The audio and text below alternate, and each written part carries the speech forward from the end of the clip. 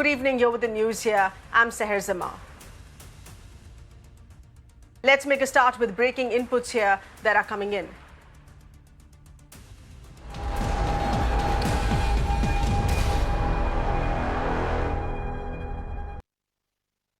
Afterwards, Dr. V.K. Paul will offer his comments. Then we'll take a few questions. Mr. Love Agarwal. हम आप लोगों को कोविड-19 की वर्तमान परिस्थिति के बारे में बताना चाहेंगे। अगर हम देखें तो इस समय देश में 34,13,642 एक्टिव केसेस हैं और 1,62,93,00,000 लोग रिकवर होकर अपने घर भी वापस जा चुके हैं। पिछले प्रेस कॉन्फ्रेंस में हमने डिस्कस किया था कि हमने एक अर्ली ट्रेंड केसेस के रिडक्शन का नोट किया है।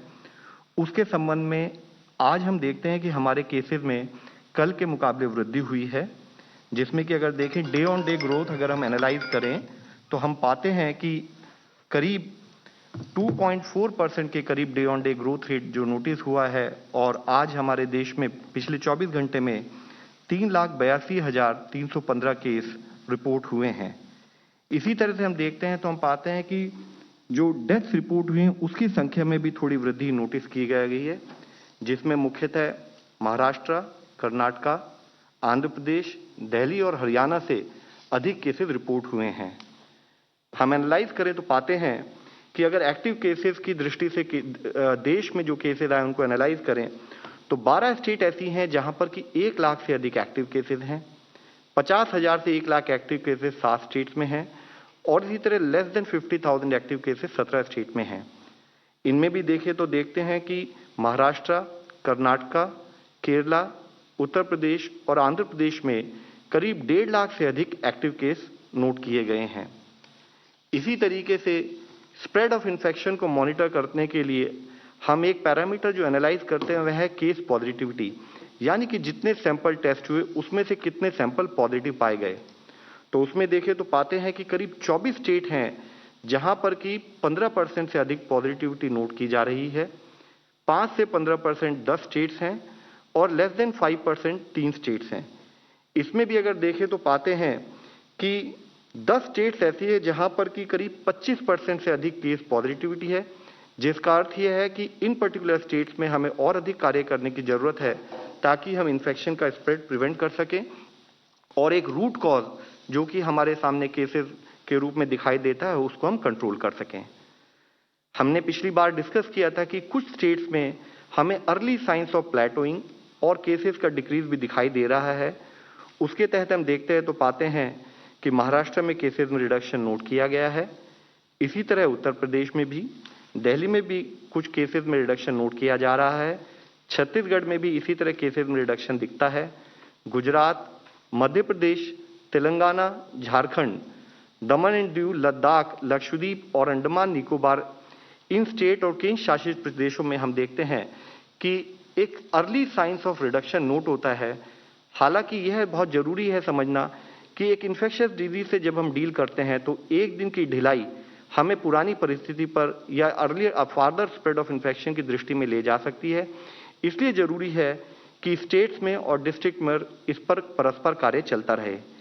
इसी तरीके से काफी स्टेट्स ऐसी हैं जहां पर एक इंक्रीजिंग ट्रेंड फर्दर नोट किया जा रहा है, जिसमें मुख्यतः कर्नाटक, केरला, तमिलनाडु, आंध्र प्रदेश, वेस्ट बंगाल, राजस्थान, बिहार ये स्टेट्स हैं। इसी तरीके से अगर आप देखें तो हम पाते हैं कि कुछ ऐसी छोटी हमारी नॉर्थ ईस्ट साइड की जो स्टेट्स है वहां पर भी एक इंक्रीजिंग ट्रेंड नोट किया जा रहा है।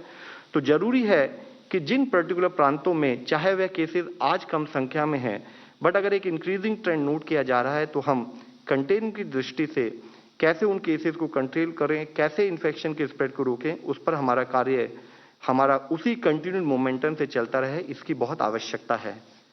इसी के साथ ही हम देखें कि कई जिलों में हमें एक डिक्लाइन इन केसेस पिछले 14 दिनों में नोट किया है, जिसमें मुख्यतः महाराष्ट्र में, पुणे के अंदर, थाने, मुंबई, लातूर, औरंगाबाद, इसी तरह से ऐसे करीब हमारे 11 जिले हैं जहां पर कि पिछले 14 दिनों में केसेस में एक कमी को नोट किया जा रहा है। हमारा स्टेट के साथ समन्वय इसी दृष्टि से रहता है कि जिस तरह से केसेस में रिडक्शन नोट किया जा रहा है उसी कंटिन्यू स्पिरिट से हम लोग काम करते रहें और केसेस के इन्फेक्शन के स्प्रेड को रोकें। इसी तरीके से मध्य प्रदेश में हम देखें तो पाते हैं कि कटनी, झबुआ, राजगढ़, सियोनी, भारवानी, गुना, शाजापुर और छिंदवाड़ा में भी केसेस में कुछ हद तक कमी नोट की जा रही है। साथ ही छत्तीसगढ़ में 3 जिलों में, उत्तर प्रदेश में लखनऊ और प्रयागराज में, झारखंड में पाकुड़ जिले में, लद्दाख में और गुजरात में भी केसेस में कुछ कमी नोट की गई है। हम स्टेट के साथ समन्वय करते हुए इस पर और अधिक कार्य करें ताकि वहां पर केसेस और इन्फेक्शन स्प्रेड को हम कम कर सकें। इसी के साथ अगर हम देखें तो कुछ एरियाज ऑफ कंसर्न भी इमर्ज होकर आ रहे हैं। जैसे कि हम देखते हैं कि बेंगलुरु में पिछले एक हफ्ते में करीब 1,49,000 केसेस रिपोर्ट हुए हैं। चेन्नई में इसी तरह से 38,000 केसेस रिपोर्ट हुए हैं। साथ ही हम पाते हैं कि कुछ ऐसे जिले हैं जहां पर कि फर्दर और स्पीडी इंक्रीज इन केसेस भी नोट किया जा रहा है, जिसमें अगर हम मुख्यतः देखें तो पाते हैं कोझिकोड, अर्नाकुलम, गुरुग्राम, इस टाइप के जिलों में जहां पर कि एक सडन इंक्रीज इन केस को नोट किया जा रहा है। आंध्र प्रदेश में, उत्तराखंड में, महाराष्ट्र में कुछ ऐसे जिले हैं जहां पर कि केसेस में वृद्धि नोट की गई है। हम स्टेट के साथ समन्वय करते हुए, चर्चा करते हुए कैसे इस इन्फेक्शन के रनअवे इन्फेक्शन को कंट्रोल किया जाए उस पर कार्य कर रहे हैं। इसी तरह श्रीकाकुलम, ईस्ट गोदावरी, केरला के कुछ अन्य जिले, कानपुर नगर इन उत्तर प्रदेश, कर्नूल इन आंध्र प्रदेश, ऐसे विशाखापट्टनम इन आंध्र प्रदेश, ऐसे कुछ जिलों में भी फर्दर इंक्रीज नोट किया जा रहा है। आज जरूरत है कि हम उस पर कार्य करें कि इन्फेक्शन के स्प्रेड को हम कैसे कम कर सकते हैं। कोविड वैक्सीनेशन कार्य त्वरित से चल रहा है, जिसके तहत गवर्नमेंट ऑफ इंडिया के द्वारा करीब 16 करोड़ डोजेज पूरे देश में फ्री अब तक वितरित की जा चुकी हैं, जिसमें कि पीपल अबव 45 ईयर्स को 12.31 crore doses, health care workers को 1.58 करोड़ डोजेज, फ्रंटलाइन वर्कर्स को 2.09 करोड़ डोजेज दी जा चुकी हैं। इन डोजेस को देते हुए जैसे कि हमने लिबरलाइज पॉलिसी 1 मई से शुरू की थी, उसके तहत अब कई स्टेट्स में, करीब 9 स्टेट्स में ये कार्य और सुचारू रूप से चलने लगा है और 6.71 लाख लोगों को 18 से 44 एज ग्रुप में भी वहां पर वैक्सीनेशन दिया जा चुका है। अगर एक पॉजिटिव दृष्टि से देखें तो पाते हैं कि हमारी रिकवरीज में भी वृद्धि हो रही है, जबकि हमारे एरियाज ऑफ कंसर्न हमारे सामने हैं जिस पर हमें कार्य करना है। बट पैरेलली हम ये पाते हैं कि 1 मई से हम देखें तो daily new recovery versus daily new cases में कुछ वृद्धि नोट की गई है, जो कि 75% अगर 1 मई को थी तो वह बढ़कर अब 89% रिकवरी हो चुकी है, और जो हमारे लिए एक पॉजिटिव विषय है। आज जरूरत है कि हम अपने हेल्थ केयर फैसिलिटीज की कैपेसिटीज को और बढ़ाएं। बिसाइड्स हमारी कोविड डेडिकेटेड फैसिलिटीज, जरूरी है कि हम आज टियर 2 टाउन्स, टियर 3 टाउन्स में जो हमारे हेल्थ कर्मी हैं उन सभी को कोविड के बारे में समस्त जानकारी हो, जिसके थ्रू वह कोविड के अर्ली आइडेंटिफिकेशन में भी एक तरफ से हमें सपोर्ट करें और साथ में ट्रीटमेंट प्रोटोकॉल में भी जो रिक्वायर्ड ट्रीटमेंट प्रोटोकॉल है, ना अधिक ना कम, उस गति से काम करते हुए उसके तहत हमने एक सेंटर ऑफ एक्सीलेंस इनिशिएटिव शुरू किया है, जिसमें कि national centre of excellence AIIMS Delhi है। वह एम्स दिल्ली के आध्वर्य में हम लोग रीजनल सेंटर ऑफ एक्सीलेंस और स्टेट सेंटर ऑफ एक्सीलेंस से वीडियो कॉन्फ्रेंस के माध्यम से कुछ क्लिनिकल प्रोटोकॉल से संबंधित इश्यूज पर चर्चा करते हैं, और उसी के अंतर्गत आज दिल्ली दूरदर्शन पे हमारे जो दूरदर्शन चैनल है उस पर ऑक्सीजन थेरेपी के ऊपर एम्स के द्वारा देश भर में इसको डीमिस्टिफाई करने की दृष्टि से पूरे जानकारी दी जा रही है। इसके साथ ही हम जो हमारे रीजनल सेंटर ऑफ एक्सीलेंसेज हैं और स्टेट सेंटर ऑफ एक्सीलेंसेज हैं, इस ओरिएंटेशन के बाद वह सारे सेंटर ऑफ एक्सीलेंसेज जिला स्तर पर भी जितने भी हेल्थ फैसिलिटीज हैं, चाहे वह गवर्नमेंट की हो और प्राइवेट सेक्टर की हो, उनको भी जो क्लिनिकल मैनेजमेंट प्रोटोकॉल के बारे में विस्तृत जानकारी देंगे। ये सारे सेशन लाइव वेबिनार पर अवेलेबल हैं, जिसका हमने यहाँ पर आपके सामने जिक्र किया है, और साथ ही एम्स के यूट्यूब चैनल पर भी अवेलेबल हैं। इसमें हम देखें तो पाते हैं कि कुछ हमारे मुख्य टॉपिक जैसे कि होम आइसोलेशन में क्या दवाई ली जानी है, प्लाज्मा थेरेपी के क्या रोल है, oxygen therapy without invasive ventilation कैसे करनी है, वेंटिलेशन और आईसीयू मैनेजमेंट कैसे होना चाहिए, रेमडेसिविर या और जो एंटीवायरल या जो हमारी इमरजेंसी यूज ऑथराइजेशन वाली दवाई हैं उनका कब प्रयोग करना चाहिए, इन्फ्लेमेशन थेरेपी कैसे होनी चाहिए, रेडियोलॉजी टेस्ट और ब्लड इन्वेस्टिगेशन का कोविड-19 में क्या रोल है, इस तरह के विषयों पर डिटेल चर्चा की जाएगी ताकि हमारे देश की मेडिकल कम्युनिटी को हम इस बारे में एक्सप्लेन कर सकें। हम आपके द्वारा सभी से विनती करेंगे कि यह जितनी रिसोर्सेज हैं यह एम्स की वेबसाइट पर भी अवेलेबल हैं, जो कि एम्स जिसका जिक्र हमने आपके सामने किया है, वह वीडियोस के रूप में अवेलेबल हैं, वह यूट्यूब चैनल के रूप में अवेलेबल हैं। जरूरी आज यह है कि हम किसी भ्रांति में, किसी पैनिक सिचुएशन में या मिस इन्फॉर्मेशन से भयभीत ना हो। हमें जरूरी है कि हम ऑथेंटिक इन्फॉर्मेशन अगर हमें मिल जाए तो हम उसको फॉलो करते हुए इस कोविड जैसी बीमारी से कैसे बचा जाए उसके लिए रिक्वायर्ड ट्रीटमेंट ले सकें। आज इससे पहले भी हमने कई बार चर्चा की है, कोविड के मैनेजमेंट में यह एक समग्र सरकार और संपूर्ण समाज द्वारा किया जाने वाला कार्य है और इसके लिए जरूरी है कि एक स्थाई पर हम संक्रमण के प्रसार को रोकें, वह हमारा मूल कारण है और इसको कंट्रोल जब तक हम नहीं कर पाएंगे तब तक स्वास्थ्य सेवा का वह बुनियादी ढांचा, यह जो आवश्यक लॉजिस्टिक्स चाहिए उन पर हमेशा स्ट्रेस बना रहेगा। तो जिस तरह से एक तरफ सरकार के स्थाई पर सप्लाई साइड यानी कि आपूर्ति पक्ष पर काम हो रहा है, जरूरी है कि हम डिमांड साइड यानी कि मांग पक्ष पर भी, उसके मैनेजमेंट पर भी उससे अधिक कार्य करें। यह बहुत जरूरी है। हमारे लिए जरूरी है कि कलेक्टिवली हम सब लोग मिलकर ट्रांसमिशन की श्रृंखला को तोड़ने पर जरूरी रिक्वायर्ड कार्य करें। और जैसे कि हमने इससे पहले भी आपके सबसे रिक्वेस्ट की है कि जो हमारे प्रदेश, जो हमारे स्टेट्स या जिले जहां पर अभी संक्रमण कम है, हम वहां पर कंटेनमेंट पर अपना फोकस बनाए रखें ताकि वहां पर इन्फेक्शन ज्यादा ना फैले। और जो वो एरिया है जहां पर कि या तो हाइयर सर्ज नोट किया जा रहा है, ज्यादा केसेस नोट किए जा रहे हैं या हाई केस पॉजिटिविटी नोट की जा रही है, वहां पर जरूरी है कि हम इंटेंसिव एक्शन और लोकल कंटेनमेंट पर उसी मोमेंटम से काम करें ताकि हम इन्फेक्शन का फैलाव रोक सकें। आज जरूरी है कि जिस तरह से पिछले 1 साल से हम लोग काम करते आ रहे हैं वह मिशन मोड कंटिन्यूड रहे। जरूरी है कि हमारे इन एफर्ट्स में जन भागीदारी, जन आंदोलन, जैसे कि माननीय प्रधानमंत्री जी हमेशा कहते आए हैं, हम उस मोमेंटम को बनाए रखें। जन भागीदारी, जन सपोर्ट से हम इंश्योर करें कि हमारा ट्रांसमिशन और जो ट्रांसमिशन की श्रृंखला है उसके लिए रिक्वायर्ड एक्शन किया जाए। जरूरी है कि अपनी मेडिकल फ्रेटर्निटी के साथ काम करते हुए उचित क्लिनिकल प्रबंधन पर काम करें। हमारा सारा ट्रीटमेंट प्रोटोकॉल के मुताबिक हो। उसके साथ ही जरूरी है कि हम जो हमने आइडेंटिफाइड प्रायोरिटी एज ग्रुप लिए हैं उनका 100% टीकाकरण हो। चेन ऑफ ट्रांसमिशन को रोकने में सबसे अधिक सपोर्ट हमारे लिए जरूरी है कि हम कोविड सेफ बिहेवियर, कोविड उचित व्यवहार का पालन करें।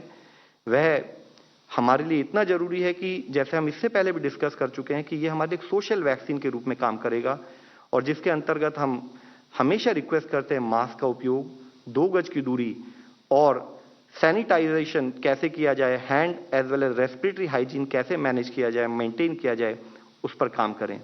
जरूरी है कि हम एक स्थाई पर वैक्सीनेशन का प्रयोग करें, एक स्थाई पर हम क्लिनिकल प्रोटोकॉल पर काम करें, बट कड़ाई इन टर्म्स ऑफ एंश्योरिंग कि इन्फेक्शन ना फैले, नहीं तो हमारा हेल्थ सिस्टम कंटिन्यूड स्ट्रेन में रहेगा। हम उस पर भी कार्य करते रहें, इसकी भी अत्यधिक आवश्यकता है। धन्यवाद। प्रोफेसर विजय राघवन जी। धन्यवाद। शुरू करने से पहले मैं 2 मुद्दों पर स्ट्रेस करना चाहता हूं। First, this is a very critical time in our country and it's important for all of us to work together and ensure that we, India and the world, get out of this pandemic. Second, it's important that we understand that there are about 4 factors at play here. The first and most immediate is doing everything we can now and doing it together to help those who are currently impacted. It is gut-wrenching for all of us to see what is happening, and we must continue to strengthen all healthcare workers, frontline workers, patients and their families, those ensuring supply chains function, and make sure that we overcome this huge surge. Now, that's the first point. Now, let us work together to attend to the present. And the next 3 issues which I'm going to talk about are about bringing down the wave, dealing with future ones. The 3 points are, what can we do? What does the virus do? And what do vaccines do? What we can and should do is simply stated, but not easy to implement, as we have seen. Yet the best time for us to change our behavior is now. What we at every level, from individuals, families, communities, local government, state government, central government need to do is to maximally and effectively maintain distance and follow COVID-appropriate behavior. This is critically important. Distancing can exponentially bring down the spread. The virus can only go from human to human. In each context, therefore, we need to follow COVID-appropriate behavior that is most effective and tailor it to that context. Now, I'll be principally giving an overview on the other points.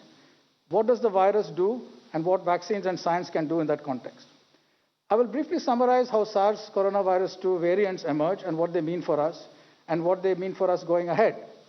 Dr. Sujit Singh, Director NCDC, and Dr. Renu Swarup, Secretary, Department of Biotechnology, will elaborate on the variants under investigation and of concern in India. Let me just summarize the key conclusions before I go on.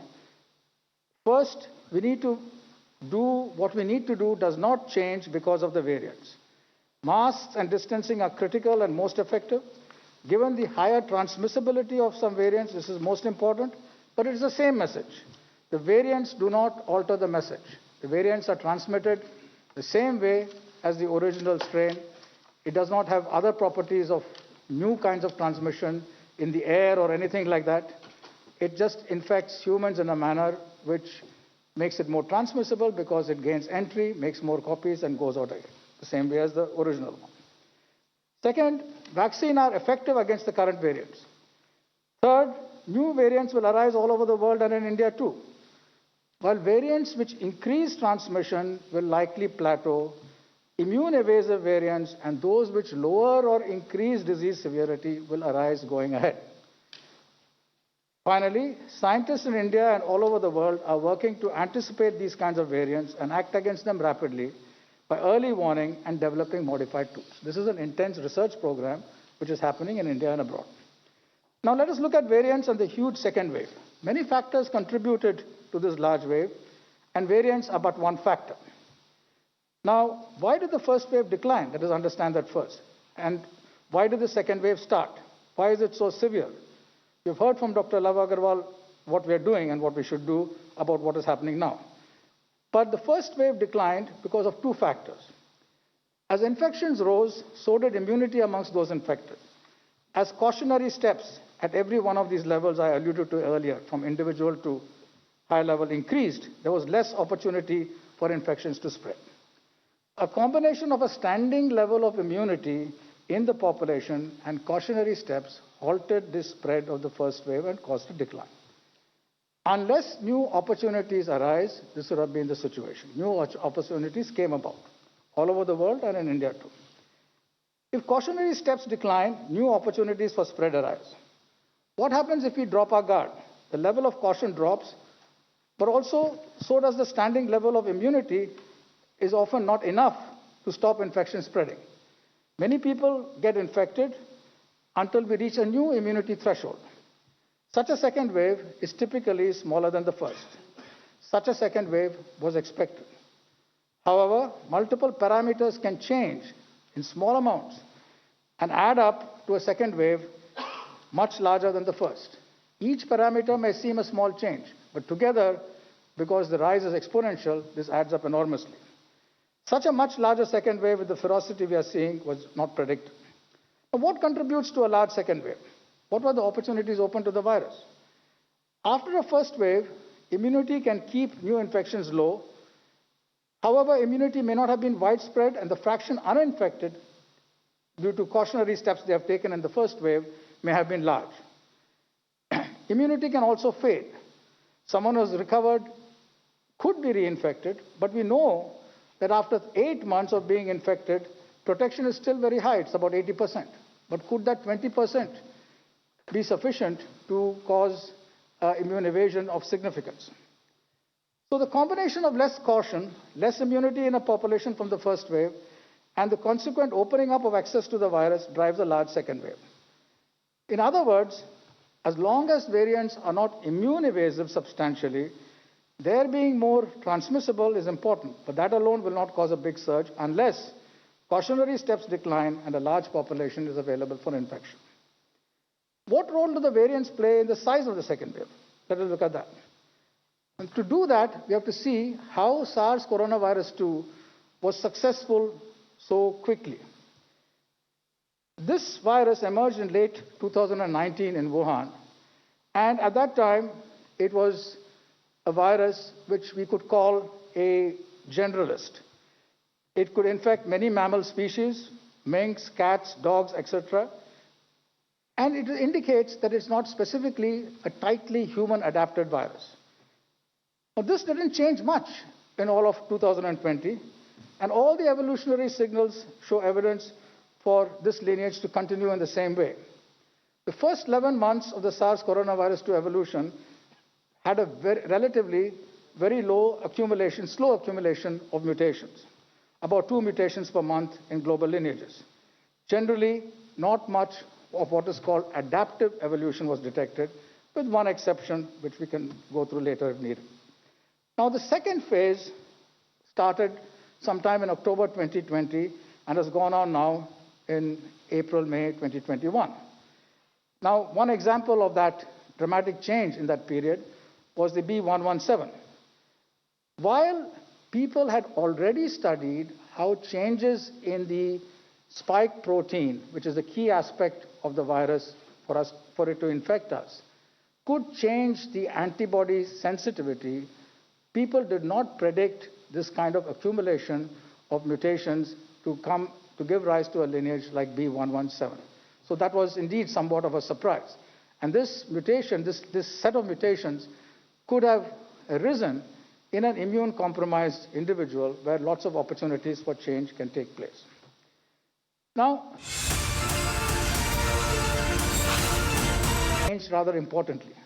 A very large number of people all over the world had been infected. Now, as I said, as immunity increases, the virus doesn't have opportunity to go. But it sees that there are pockets it can go through, and therefore there's selection advantage through evolution for it to be more efficient in transmission. And that's what happened. So this is a new and second phase where efficiency has been selected because of already present immunity in the population. As vaccination increases, there will be selection pressure for new kinds of escapees, and we have to be prepared for that. So the changes in the biology which we have seen, along with the increased transmission of variants such as B117, which my colleagues will talk about, suggests a new approach. Earlier, there was an approach of the virus where it infected people, largely asymptomatic, many symptomatic, and had a certain profile of progression. Now it is adopted, because of fewer people available, a hit-and-run lifestyle. And this is what has happened with the new variants coming. So far, they're still not antibody immune system evasive or vaccine evasive, and yet these are the kinds of changes which are important to keep a watch over. So phase 1 was, as I said, a generalist approach of the virus, and phase 2 has fitter viruses with arising out of increased host immunity due to previous infections. Now, we must keep in mind that variants of concern represent better adaptation to humans and triggered by human population. So it is not just something which the virus is doing. And therefore, everything which we can do to prevent the virus's spread, to lower its transmissibility, is absolutely very, very critical. So this is something which we need to look at going forward. Now, what next? Where does SARS coronavirus 2 go from here? A phase 3 is inevitable, given the high levels of circulating virus. But it's not clear on what time scale this phase 3 will occur. Hopefully, incrementally, but we should prepare for new waves. Previous infections and vaccines will cause adaptive pressure on the virus for new kinds of change scientifically to take care of that. So B117, other variants like 617 are accumulating changes which show excellent vaccines, on which vaccines show excellent efficacy, but ongoing surveillance is needed and vaccine updates as we go ahead with new kinds of variants are inevitable. So let me end by saying, why do we care about SARS coronavirus 2 variants? They may be more transmissible, but there's not too much we can do about that. We have to adapt our behavior. They might be less recognized by immunity. Now that's very bad too, but we can potentially upgrade vaccines and have different kinds of strategies as new variants come. Only sometimes does viral evolution erode immunity very rapidly. For example, for measles, it doesn't erode at all. For influenza, it happens much more rapidly. SARS coronavirus 2 looks like it is somewhere in between, and it will keep changing. So we have to be prepared with changes in our strategy in terms of vaccines and other kinds of situations. So what scientists are doing, let me end here, is to make a map in the laboratory of all possible changes which can happen in the virus and see how these changes can affect immune evasion and vaccine evasion.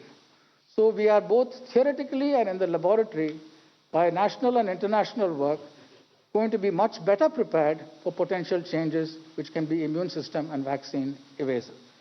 Till then, we have to do what I started off by saying, change, make sure our lifestyle has masks and distancing fully. Vaccines are effective. Vaccines scale up steadily and linearly, but our behavior can change exponentially. So we must change our behavior while we wait for vaccines for everyone to be vaccinated. New variants will arise all over the world and in India too, which will increase in transmission, but that will plateau. But immune evasive variants will come as we go along, which will alter disease to make more or less severe. Our scientists are prepared to deal with that. Meanwhile, we should do what we can do. So, as I said, we are all working to anticipate these kinds of changes from a scientific perspective. And meanwhile, we must attend to the immediate with great urgency and also deal with, collectively, our behavior so that we squelch this exponential rise in other parts of the country. Thank you. Secretary, Department of Biotechnology, Ms. Renu Sood.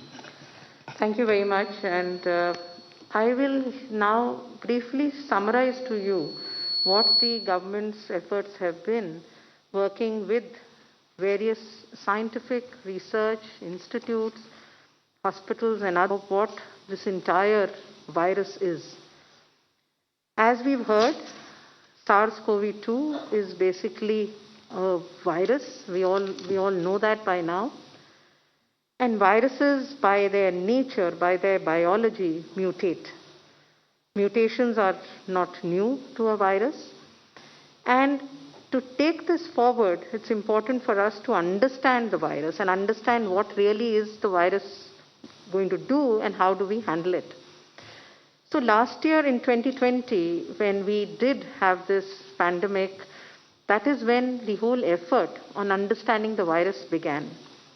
In fact, in April last year itself, a Sentinel genomic surveillance, a genomic sequencing initiative within the country began by all the various research groups who are competent to do it, Department of Biotechnology, the Council of Scientific and Industrial Research, ICMR, state laboratories, and collectively, over a period of about 5 to 6 months, we did do about 6,000 to 7,000 sequences.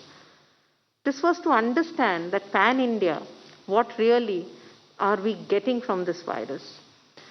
The indications that we had were very clear that there was no major mutation which had come in.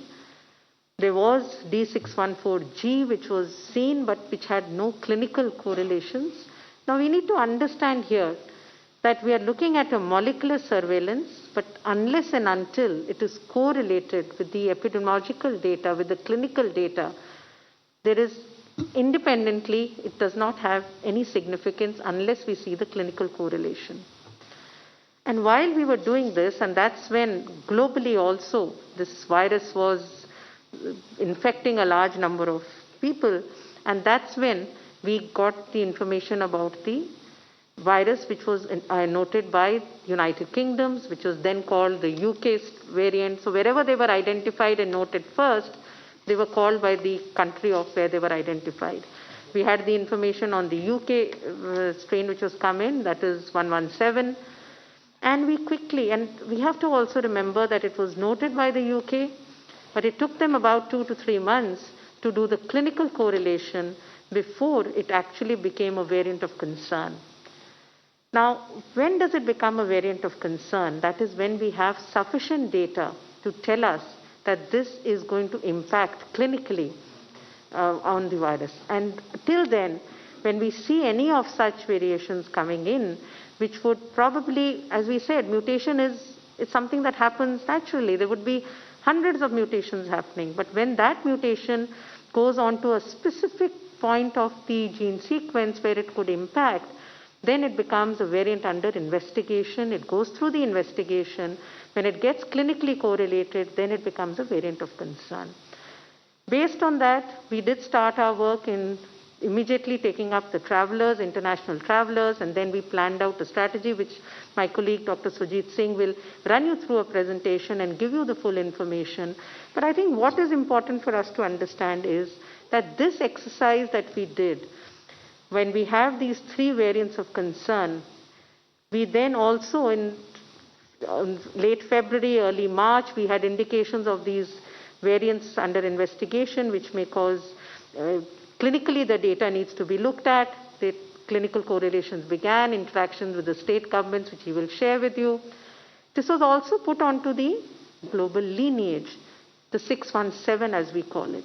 Now, this was important. Why was it important? It was important because this information which came from our Indian scientists helped to guide the global community that such a variant of interest exists. And that's when they started looking for it within their own countries. Today we have about 16 other countries which are also reporting this strain.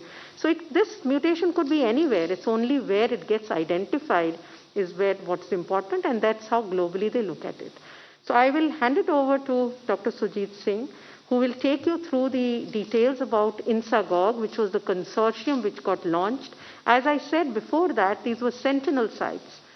Then it became important that we come together as a coordinated group, bring the NCDC on board, which is the key agency in the country which interacts with the states, bring in the state surveillance officers, bring in the states as a part of this consortium, so that collectively the molecular surveillance gets linked to the epidemiological surveillance, and then we have holistically the data which can guide us for decisions to be taken, which it has done extremely well in these last few months. So I will hand it over to Dr. Sujit to give us the details about how the INSAGOG has functioned over these last few months. Over to Sujit. Thank you, Madam, and very good afternoon to all. मैं आप लोगों को इस बारे में थोड़ा बताऊंगा कि Indian gene SARS-CoV-2 genomic consortium किस लिए बनाया गया।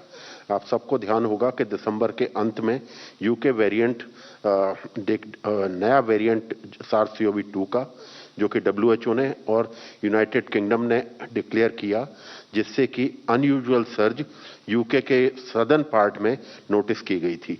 और उसी को ध्यान में रखते हुए हमारे देश ने तुरंत प्रोएक्टिवली इसको ध्यान में लेते हुए एक इंडियन कंसोर्शियम बनाया, जिन्होंने में हाई लेवल सेंटर्स का, जिसमें 5 DBT के लैब्स थे, 2 CSIR के थे और 3 मिनिस्ट्री ऑफ हेल्थ के लैब्स थे, जिसमें ICMR का NIV भी इंक्लूडेड है।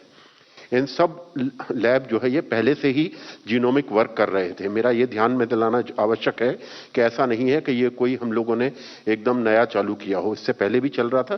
जैसा मैडम ने बताया, सेंटिनल सर्वेलेंस के रूप में हम लोग ये कार्य पहले से भी कर रहे थे, लेकिन जब इसको एक नेशनल कंसोर्शियम का रूप दिया गया तो वो दिसंबर में हम लोगों के ऑब्जेक्टिव के अनुसार, क्योंकि हम ये देखना चाहते थे जो ये वेरिएंट की बात हो रही है ये हमारे देश में पहले से आ गया है या हमारे देश में इसमें आने की संभावना है, और अगर ये आता है तो हमारे देश में किस प्रकार का ये बिहेवियर करेगा और जिससे कि हमको किस तरीके से सावधान रहने की आवश्यकता है। तो जैसा कि मैंने आपको बताया, ये कंसोर्शियम में ये 10 मुख्य लैब थे जिन्होंने ये बनाया और आज भी वही लैब इसके कार्य कर रहे हैं। हम लोग इसको बढ़ाने का भी प्रयास कर रहे हैं। अब मुख्य चीज इसकी यह है कि हम जो जीन का स्ट्रक्चर होता है उसमें म्यूटेशन देखने की कोशिश करते हैं, और जब कई सारे म्यूटेशन मिलके एक पर्टिकुलर जीन के पार्ट को चेंज करती हैं या उसमें एक ऐसा चेंज लाते हैं, तब उसको एक वेरिएंट कहा जाता है। और जब वेरिएंट बहुत ज्यादा हो सकते हैं तो वो एक स्ट्रेन का रूप भी ले सकते हैं, लेकिन हर स्ट्रेन जो है एक वेरिएंट जरूर होता है, लेकिन वेरिएंट स्ट्रेन नहीं होते। तो ये जैसे कि अभी अभी बतलाया, B117 एक वेरिएंट था जिसको कि यूके में आइडेंटिफाई किया गया था। इसकी 50% ज्यादा ट्रांसमिसिबिलिटी पाई गई, और इसमें से थोड़ी सी डिजीज की सीवियरिटी को भी ये स्टडी किया गया है, जिसका कि अभी अभी पब्लिकेशन हुआ है। एक सीवियरिटी को भी ये इंपैक्ट करता है। दूसरा वेरिएंट है B1315। ये वेरिएंट साउथ अफ्रीका में आइडेंटिफाई किया गया साइमल्टेनियसली, दोनों चीजें करीब करीब साथ हुई थी। और ऐसे ही थर्ड वेरिएंट है P1, जिसको कि ब्राजील और जापान में साथ साथ किया गया। इसके अलावा भी बहुत सारे वेरिएंट्स हैं जो आप साथ में देख रहे हैं, जिनको कि स्पाइक प्रोटीन एरिया में, जो कि अभी राघवन सर ने काफी डिटेल में बताया कि किस एरिया में वेरिएंट हमारे लिए वो एक वेरिएंट ऑफ कंसर्न बनता है या वेरिएंट अंडर इन्वेस्टिगेशन बनता है। तो ये पर्टिकुलर म्यूटेंट्स हम लोगों ने स्टडी किए गए। आप देखेंगे L452R, E484Q, और ये बाकी L452 एंड E484Q साथ में, और N501Y और N440K, जो कि आजकल आप काफी न्यूज में देख रहे हैं। ये सभी वेरिएंट उसी के प्रकार हैं। अब इसकी हमारी स्ट्रेटजी क्या है, इसके बारे में मैं थोड़ा सा आपको अवगत कराना चाहूंगा। और इसमें हमने देखा, सबसे पहले हमने टारगेट सैंपल्स आइडेंटिफाई किए। इंटरनेशनल ट्रैवलर्स हमारा पहला ग्रुप था, क्योंकि हमको सबसे पहले ये देखना था जो विदेश से आने वाले लोग हैं उनके थ्रू कोई विदेशी नया वेरिएंट हमारे देश में तो नहीं आ जाता। तो ये इंटरनेशनल पैसेंजर्स का जो विदेशों से आ रहे थे उनका ध्यान किया गया, और उसमें हमने कंट्री ऑफ ओरिजिन, जिस कंट्री में से वो आ रहे हैं, उनका वैक्सीनेशन स्टेटस, ट्रैवल हिस्ट्री, बाकी चीजों का ध्यान रखा। दूसरे कैटेगरी हमारे सैंपल्स हैं कम्युनिटी सैंपल्स, जिसमें मैं ध्यान दिलाना चाहूंगा कि हमारे दो प्रकार के सैंपल्स को हमने टारगेट किया। नंबर 1, वो स्टेट और वो डिस्ट्रिक्ट जहां पे कि आउटब्रेक्स नोट हो रहे हैं या एक्सपोनेंशियल राइज नोट किया जा रहा है। जैसा कि आपने देखा होगा कि जनवरी के अंत में, फरवरी के शुरू में महाराष्ट्र के काफी सारे डिस्ट्रिक्ट और पंजाब के डिस्ट्रिक्ट ने एक एक्सपोनेंशियल सर्ज दिया। उसको नोट करने के लिए ये हमारे उसके रिप्रेजेंटेटिव सैंपल्स को हमने टारगेट किया।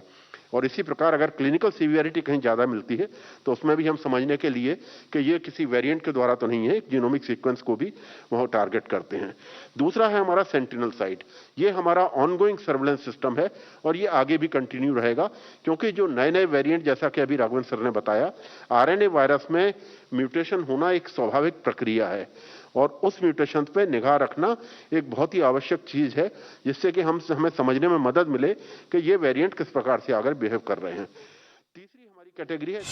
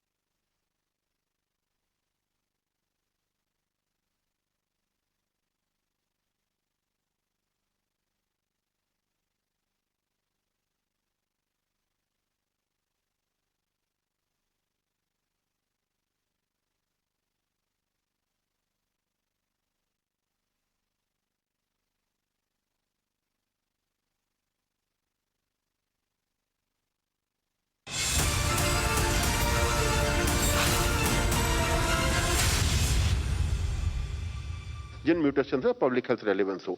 तो अगर साइंटिस्ट उसको नोट करते हैं तो वो एक साइंटिफिक एडवाइजरी ग्रुप मिनिस्ट्री ने कॉन्स्टिट्यूट किया है, उसके एक्सपर्ट्स के पास ले जाते हैं, वो इसके ऊपर डेलिब्रेट करते हैं, और अगर वो पाते हैं कि ये पर्टिकुलर म्यूटेशंस या म्यूटेशंस का ग्रुप या वेरिएंट ये एक पब्लिक हेल्थ रेलेवेंस का हो सकता है, तो वो एनसीडीसी को, सेंट्रल सर्विलेंस यूनिट को नोटिफाई करते हैं। और नोटिफाई करने के बाद एनसीडीसी के लोग स्टेट सर्विलेंस के लोगों के साथ मिलके या डिस्ट्रिक्ट वालों के साथ मिलके उस पर्टिकुलर कैटेगरी से सैंपल हम और उठाने की कोशिश करते हैं, और कोशिश करते हैं कि इसको एक बेहतर तरीके से समझा जाए। ये मेरा बताने का प्रयोजन आपको यह है कि इस सब प्रोसेस में एक समय लगता है। जिस स्टेट वालों से बात करते हैं, डिस्ट्रिक्ट से बात करते हैं, हॉस्पिटल से बात करते हैं, और फिर राइट सैंपल दोबारा आते हैं और एक जीन सीक्वेंसिंग का प्रोसेस को हमारे लैब दोबारा करते हैं, और उस पर्टिकुलर प्रोसेस में जो अगर लैब के प्रोसीजर की बात करें, हमें 3 से लेकर 7 दिन का समय नॉर्मली लगता है। तो ये सब प्रक्रिया में एक समय लगता है। फिर उसको एक स्टैटिस्टिकली वैलिड बायोस्टैटिस्टिक मेथड से इसको देखा जाता है कि ये पर्टिकुलर चीज एक रेलेवेंस की है कि नहीं, और उसके बाद इसको एक वो दिया जाता है और सबमिट की जाती है, उसके बारे में एक पूरी जानकारी। आगे मैं इसमें ये कहना चाहूंगा, रेगुलर, ये हमारा रेगुलर मैकेनिज्म है, और इसमें हम एक प्रक्रिया करते हैं। जब हमारा ये कार्य, जैसे ही हमको रिपोर्ट मिलती है, चाहे वेरिएंट ऑफ कंसर्न की हो, चाहे हमें म्यूटेंट की हो, ये हम स्टेट वालों के साथ रेगुलरली शेयर करते हैं, और उसी के साथ मिनिस्ट्री से भी शेयर करते हैं। ये वायरस, नए वायरस जो हमको मिलते हैं जिसका म्यूटेंट या वो होता है, उसको कल्चर के लिए हम लोग हमारी फरीदाबाद की और इसकी लैब में 2 जगह भेजते हैं। उस जगह इनका कल्चर किया जाता है, जिससे कि आगे की स्टडी के टेस्ट पे उसकी क्या प्रक्रिया है, या इम्यूनिटी का उसका किस वैक्सीन पर असर उसका कैसा है, इसको समझने का प्रयास किया जाता है। अब इस जीनोमिक सर्विलेंस का इंप्लीकेशन क्या है, मैं ये आपको इसलिए बताना चाहता हूं कि ये हम वेरिएंट की काफी बात करते हैं, और इसके लिए हमें ये देखना चाहिए कि वेरिएंट हमारे लिए किस चीज रूप में वो इंपॉर्टेंट है। हम देखते हैं कि डिजीज एपिडेमियोलॉजी के हिसाब से, जो कि टाइम प्लेस पर्सन डिस्ट्रीब्यूशन है, क्या नया वेरिएंट का किसी एज ग्रुप में ज्यादा इंपैक्ट है, बच्चों में ज्यादा इंपैक्ट है, एडल्ट्स में ज्यादा इंपैक्ट है। तो इसको समझने के प्रयास के लिए हम लोग इसको देखते हैं। दूसरा है ट्रांसमिसिबिलिटी, जिसको कि काफी डिटेल में स्टडी किया गया है वेरिएंट्स में, और ये एक मुख्य कारण है जो कि हमको एक्सपोनेंशियल ग्रोथ को समझने का एक नया तरीका देता है, और इससे हम डिजीज ट्रेंड को कोरिलेट करते हैं और देखते हैं कि किस प्रोपोर्शन में वेरिएंट बढ़ रहा है और किस प्रोपोर्शन में डिजीज बढ़ रही है। और अगर हम इसको कोरिलेशन को सही पाते हैं, तब हम इसको एक स्टैटिस्टिकल मेथड के द्वारा स्थापित करने के बाद इस कंक्लूजन पर पहुंचते हैं कि what is the implication of this variant as far as transmissibility is concerned, as far as clinical scenario is concerned, or as far as the testing strategies is concerned. दूसरी चीज मैं कहना चाहूंगा, इसमें एक रहता है स्टेट और डिस्ट्रिक्ट के लिए इंप्लीकेशन। डिस्ट्रिक्ट को और स्टेट को भी ये समझने में मदद मिलती है कि किस प्रकार के वेरिएंट का डिस्ट्रीब्यूशन उनके यहाँ कैसा है। इसी प्रकार क्लिनिकल सीवियरिटी भी अगर किसी वेरिएंट की होती है तो हॉस्पिटल को बेटर प्रिपेयर्डनेस के लिए तैयार करता है कि जैसे ही केसेस की राइज हो, हमारे हॉस्पिटल किस प्रकार अपने आप को बेटर इक्विप करें, किस प्रकार लेटेस्ट ट्रीटमेंट स्ट्रेटजीज को अडॉप्ट करें, जिससे कि हमें उस बीमारी के लक्षण को समझने में और उस बीमारी के इलाज को समझने में मदद मिले। आखिरी चीज है कि हमारी इसका नेशनल और इंटरनेशनल पर्सपेक्टिव क्या है।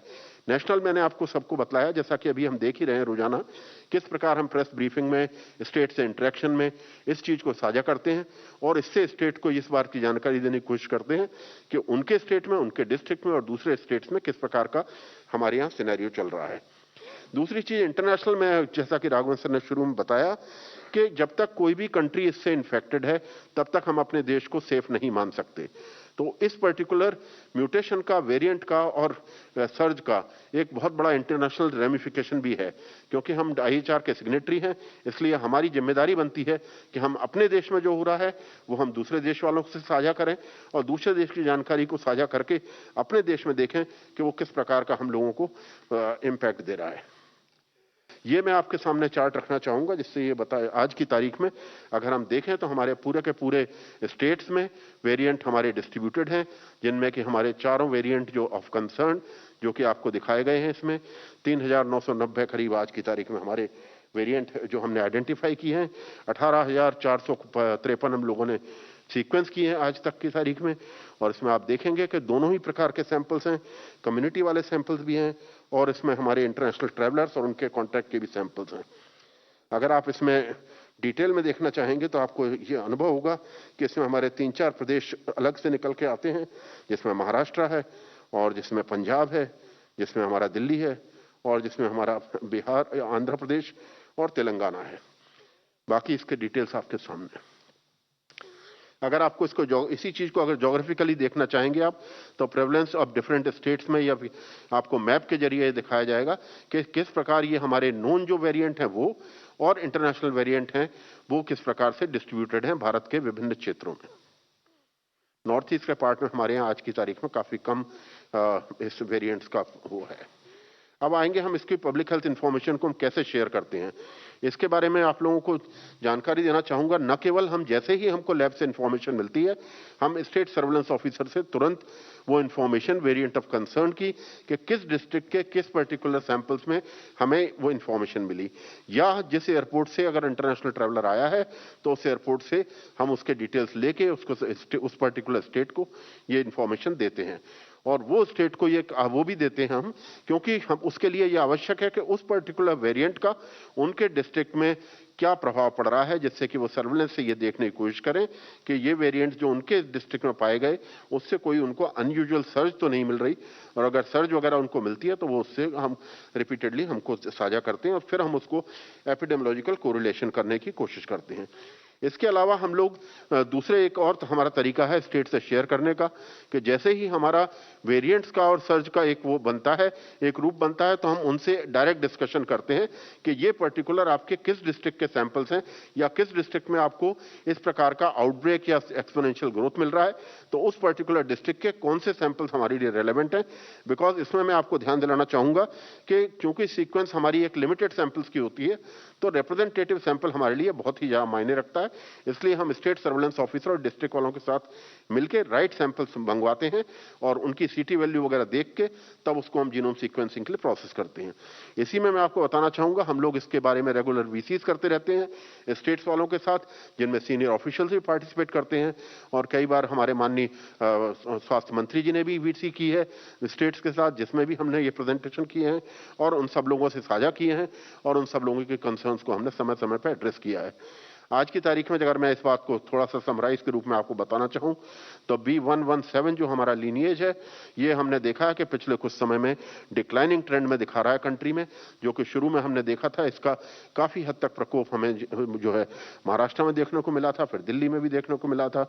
तो अब आज की तारीख में हमारा जो B1617 लीनिएज जो है, थोड़ा सा जिसका कि मुख्य वो था केंद्र था महाराष्ट्र था, आज भी वो काफी जगह पे हमको ये नया लीनिएज देखने को मिल रहा है। और आज की तारीख के सर्ज में अगर हम देखें तो कुछ स्टेट्स में हमें इसका कोरिलेशन मिला है, लेकिन इसका एपिडेमियोलॉजिकल और क्लिनिकल कोरिलेशन अभी पूरी तरह से स्थापित नहीं हो पाया है, तो मैं इसके ऊपर अभी ज्यादा नहीं कहना चाहूंगा।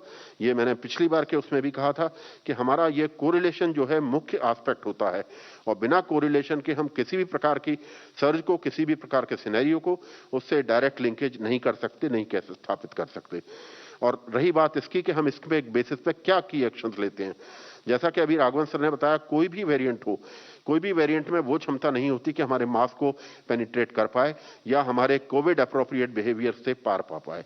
तो ये हमारे लिए मुख्य हमारा एक धरातल है जिसके ऊपर हमें खड़े रहना है कि Covid appropriate behaviour, testing strategies, quick isolation, preventing the crowd from intermingling, and also making the people vaccinated in time and with priority should be the key and should be our strategy for the areas where we are finding variants also. Thank you very much.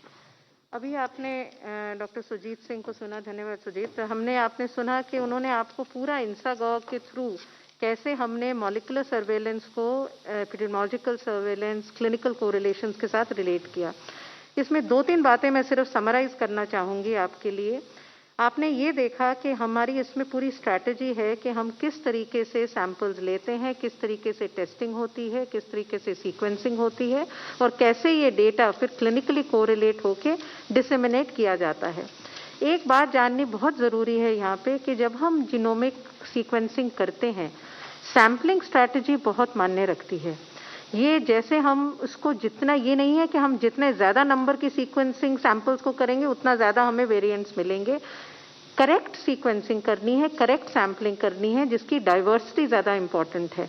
हम देश के सभी कोनों से sentinel sites जो बनी है, जिसके बेसिस में हर एक हमारा जो primary centres, tertiary centres, secondary, वहाँ से जो डेटा आएगा उसकी फिर हम सीक्वेंसिंग करते हैं।